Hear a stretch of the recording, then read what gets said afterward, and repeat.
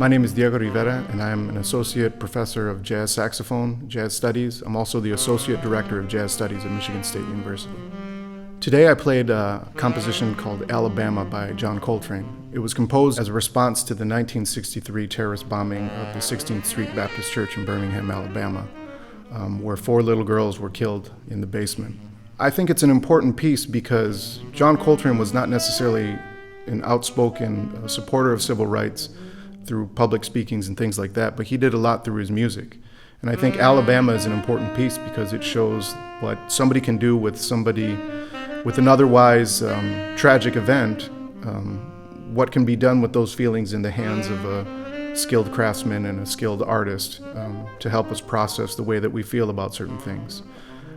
Although John Coltrane was not necessarily outspoken in terms of civil rights, almost every civil rights documentary or any time you mention the music of the civil rights, John Coltrane's music is definitely a part of that. This piece is incredibly important to me because it shows what can be done with the emotions that come from a tragic event and how we as artists need to use our skills to paint an accurate picture of the times.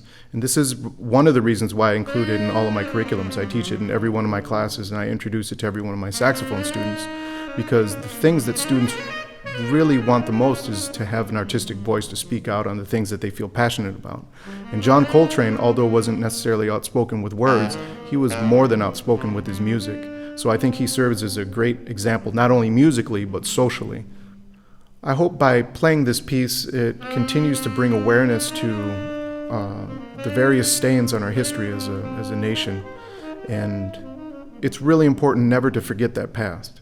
It's really important to use that knowledge to move into the future. Although we don't want to repeat the mistakes of history, it's important that we have knowledge of that history. Well, jazz musicians have been at the forefront of the civil rights movement. A lot of the music that they've created has been in direct response to the injustices and direct response into a lot of the things that were wrong with our country historically. So this music is really, really important because it tells the history of our struggle. I think other pieces of music that are important or to check out are Max Roach's Freedom Now Suite, Charles Mingus' Fables of Faubus, even as far back as in the 1940s, Charlie Parker's Now's the Time. Now's the Time was a title that was given to a particular composition that Charlie Parker had. The producer for the record actually named the majority of the tunes on the recording session.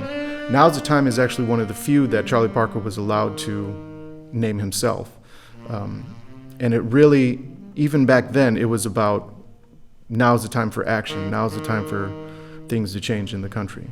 Of course, Duke Ellington was talking about these sort of things with his Black, Brown, and Beige suite many, many years before. So I think jazz is a really great art form if you want to listen to musicians, skilled artists who take the emotions and the things that are happening in the country and turn it into music.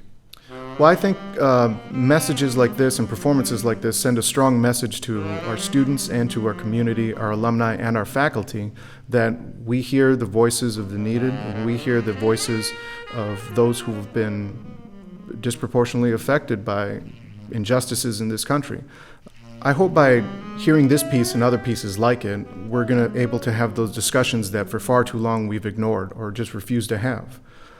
Diversity that makes us feel comfortable is just no longer an option. There are too many people that suffer at the hands of oppression and discrimination and bigotry. Particularly African Americans and Black Americans in the U.S. have suffered just numerous injustices.